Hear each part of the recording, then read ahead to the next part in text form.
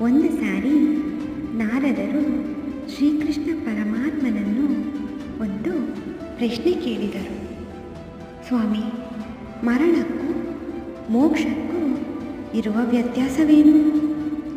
ಆಗ ಶ್ರೀಕೃಷ್ಣ ಪರಮಾತ್ಮ ಹೇಳಿದ ಅದ್ಭುತವಾದ ನುಡಿ: ಆಸೆಗಳನ್ನು ಉಳಿಸಿಕೊಂಡು ಉಸಿರು ನಿಂತರೆ ಮರಣ, ಉಸಿರು ಇದ್ದಾಗಲೂ ಆಸೆಗಳಿಲ್ಲದಿರೆ ಅದುವೇ ಮೋಕ್ಷ.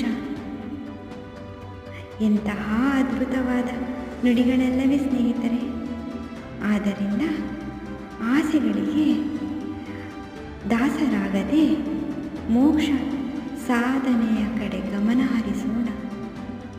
ಭಗವಂತನ ಸಾನ್ನಿಧ್ಯವನ್ನು ಪಡೆಯೋಣ. ಶುಭೋದಯ, ಶುಭ ದಿನ.